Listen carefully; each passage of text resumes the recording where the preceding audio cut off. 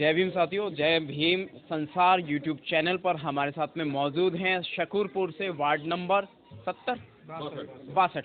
62 से निगम प्रत्याशी के पद पर चुनाव लड़ रहे हैं, एमसीडी चुनाव। सुनील जी बात करेंगे।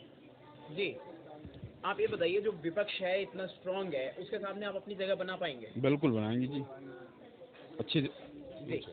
क्या रणनीति रहेगी आपकी? बहुत अच्छी रहेगी। क्या केजरीवाल जी की तरह लुभावने प्रलोभन देंगे? नहीं जी, हम तो तन मन धन से काम करेंगे। आपको विपक्ष से, जैसे कि बीजेपी है, बीजेपी दहशतगर्दी का काम करती है, स्ट्रीम मीडिया उसको पूरा सपोर्ट करती है, यानी गोदी मीडिया। बिल्कुल। वहाँ कोई नियम नहीं है किसी भी तरीके का। विपक्ष अपनी बात को हर तरीके से जोरदार ढंग से रखता है। ऐसे में आप झूठ का सहारा लेंगे नहीं, ईमान पर चलेंगे, ऐसे कैसे जीत पाएंगे? जी देखो, हम तो ईमानदारी से पहले से भी लड़ते आए हैं, आज भी लड़ेंगे, मेहनत करेंगे, घर घर जाएंगे, सबसे हाथ जोड़ के बात करेंगे। बिजली पानी देंगे आप? हम फ्री बिजली पानी नहीं देंगे, वो झूठा वादा नहीं करेंगे जी। जी। हम रोजगार देंगे जी, सबको सम्मान देंगे जी। रोजगार देंगे आप? बिल्कुल जी। और जो ये लाला केजरीवाल मौजूद हैं, इनके सामने कैसे जगह बनाएंगे?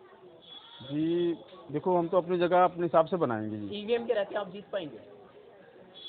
देखो वो तो अभी कुछ मैं नहीं कह सकता, ईवीएम में क्या है क्या नहीं है, बट हम जगह तो बनाएंगे अपनी। हमें कहीं ना कहीं तो अपनी जगह बनानी पड़ेगी जी। चांदनी चौक क्षेत्र से पूर्व में जिला महासचिव रहे हैं पवन जी हमारे साथ में हैं, और ईवीएम पर बताएंगे। ईवीएम के रहते हैं आप सर कैसे चुनाव जीत पाएंगे? ईवीएम का जो मुद्दा है वो सच में मुद्दा है, और ईवीएम के रहते हम ये चाहते थे कि बैलेट बॉक्स से हमारा चुनाव होना चाहिए। इस बात में हमारी बहुजन समाज पार्टी ने बहुत उत्तर प्रदेश से लेकर पूरे देश में इस बात को लेकर पूरी फैली हुई है कि ईवीएम के द्वारा जो ये लोग धांधली करते हैं, या फिर इस तरीके की जो पहले भी बहुत सारी जो मशीनरी वाद का जो इस्तेमाल करते हैं, सरकारी मशीनरी के साथ साथ और मशीन जो इस तरीके का जो ये गलत इस्तेमाल कर रहे हैं, जो कि हमारे समाज के लिए सब गलत है, जिसके अंदर जो प्रत्याशी है रूप से चुनकर नहीं आ रहे हैं, और ये तो धांधली तो हो रही है। बाकी ईवीएम की नहीं होनी चाहिए, इनसे बैलेट बॉक्स में जो चुनाव होना चाहिए। हमारा हमेशा बहुजन समाज पार्टी ने इसका हमेशा विरोध किया है। जी, विरोध तो किया, लेकिन ईवीएम फिर भी वजूद में है। यदि आप बाय मिस्टेक ईवीएम के रहते भी वजूद में आ जाते हैं, बहुजन समाज पार्टी से चुनाव जीत जाते हैं, तो ईवीएम को हटाने का प्रयास करेंगे क्या देखिए आने के बाद में?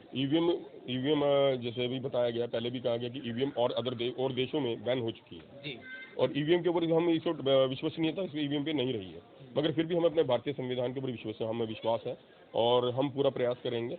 हम ईवीएम के जो हमारे जितने भी हमारे वार्ड के कार्यकर्ता हैं, सब उस पर निगरानी रखेंगे, और हमारा जो काम है, जो हमें जो ईमानदारी से जो करना है हमारे प्रत्याशी के लिए, वो हम जरूर करेंगे। युवाओं के लिए क्या करेंगे आप? ये युवाओं का, बहन जी ने पहले भी इस बात को, बहन जी उत्तर प्रदेश से हमारा नारा निकाल भी चुकी है कि युवा आपकी बात।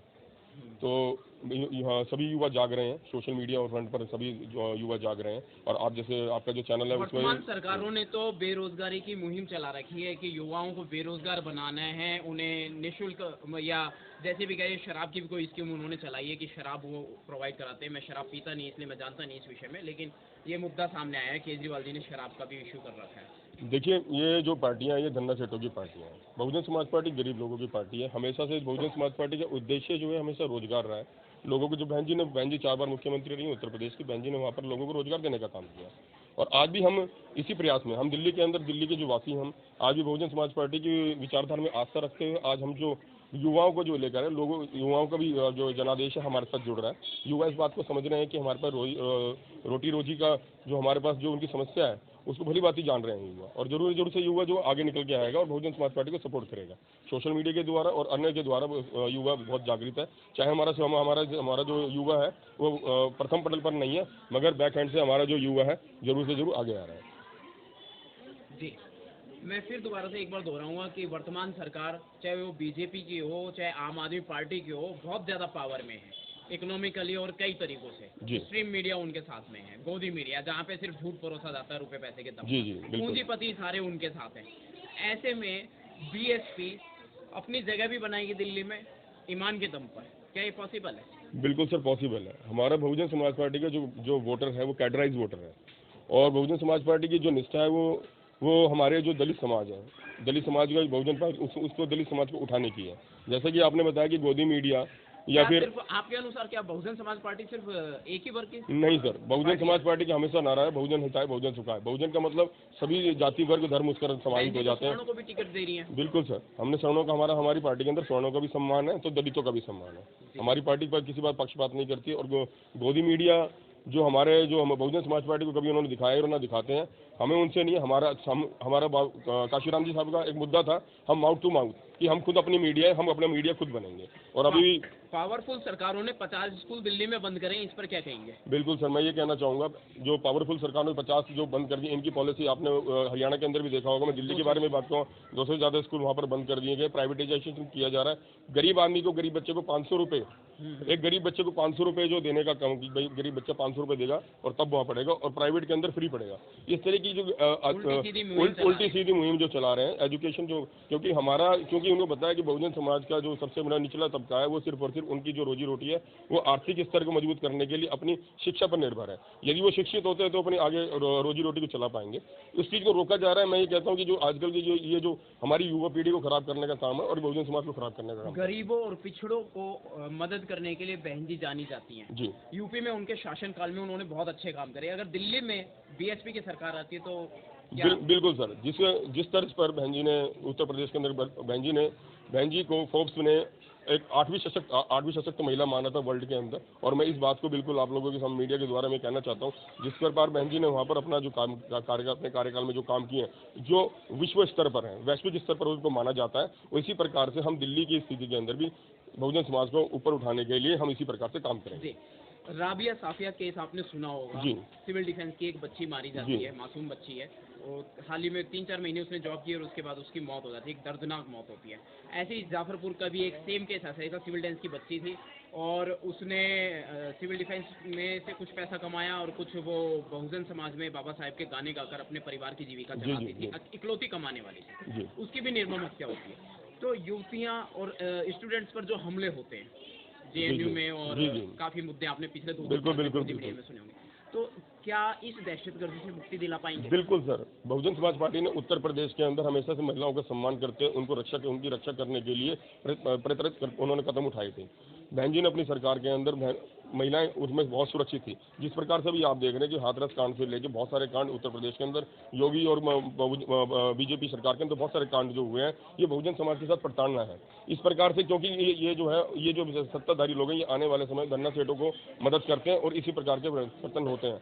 बहुजन समाज के अंदर अभी आप जैसे राबिया जी का बात बताया और जो बच्चों को जो बहुजन समाज को उठाने का काम करते हैं, तो इनको पता है कि ये जो समाज जो जाग रहा है हमारा बहुजन समाज, यदि ये लोग जागते रहेंगे तो एक ना एक दिन अपनी सत्ता को हासिल करेंगे। केजरीवाल जी नहीं बोले राजेंद्र पाल गौतम जी के साथ जो अन्याय हुआ, नाइंसाफी हुई, इस पर बिल्कुल भी नहीं बोले। 3 वारदात उनके साथ हो गई हैं, इवन FIR तक दर्ज नहीं हुई है। बड़े लेवल पे उन्होंने कंप्लेंट डाली है, खुद एडवोकेट हैं, कैबिनेट मंत्री रह चुके हैं, इस्तीफा दे चुके हैं, इस पर क्या कहेंगे सर आप? सर देखिए, मैं हमेशा राजेंद्र पाल गौतम जी हमारे जो पूर्व मंत्री रहे उनका मैं हमेशा सम्मान करता आया हूँ ताकि वो इतने उच्च पद पर हमारे बहुजन समाज पर वहाँ पर पहुँचे।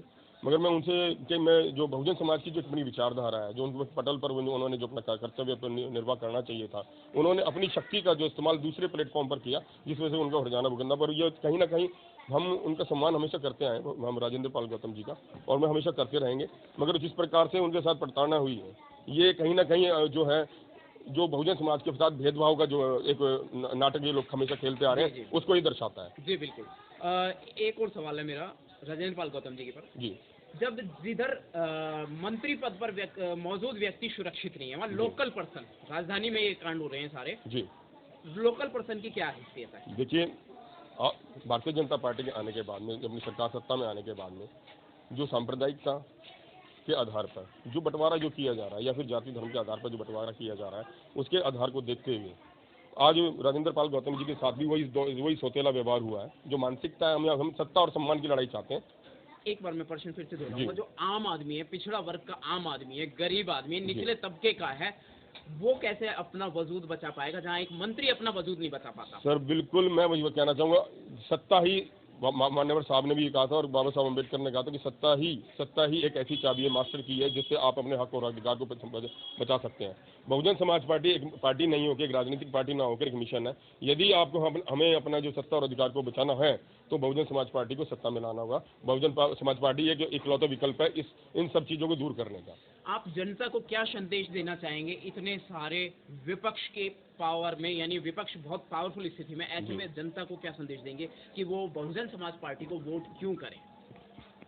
जिस प्रकार से बहुजन समाज पार्टी के प्रति जो उत्पीड़न के जो माहौल चल रहा है और या फिर जो बंटवारे का जो माहौल चल रहा है समाज के अंदर, देश के अंदर, मैं यही बहुत कहना चाहूँगा, सिर्फ एक मात्र विकल्प है, राजनीतिक सत्ता की चाबी बहुजन समाज पार्टी अपनी राजनीतिक दल को लेके आए, जो कि आपको सारे अधिकारों को, सभी अधिकारों को आप तक पहुँचाएगी। और रही बात जो हमारे जो इतना जो आज जो हमारे जो समाज के अंदर जो उत्पीड़न उनके साथ में हो रही है, उसका कोई विकल्प नहीं, सिर्फ बहुजन समाज पार्टी एक मात्र विकल्प है, जो आपका अपना खुद का अपना एक घर है, अपने घर में वापस आएँ और अपने घर को मजबूत बनाएं। आपने कहा बहुजन समाज पार्टी एक कैडराइज पार्टी है, क्या आपने कैडर किए हैं गली बिल्कुल गली, बिल्कुल घर घर? बिल्कुल, हमने कैडर किए गली गली घर। हमारे जो कैडराइज वोटर है, हमारा हमेशा कैडराइज वोटर जो है वो हमेशा बहुजन समाज पार्टी को वोट करता है, वो बहुजन समाज पार्टी को ही देता है। उनको सिर्फ हाथी सिंबल नजर आता है, प्रत्याशी बाद में, मगर हम अपनी कोशिश करते हैं कि प्रत्याशी को मजबूत से मजबूत अपने उनकी विचारधारा के साथ लेकर आएँ।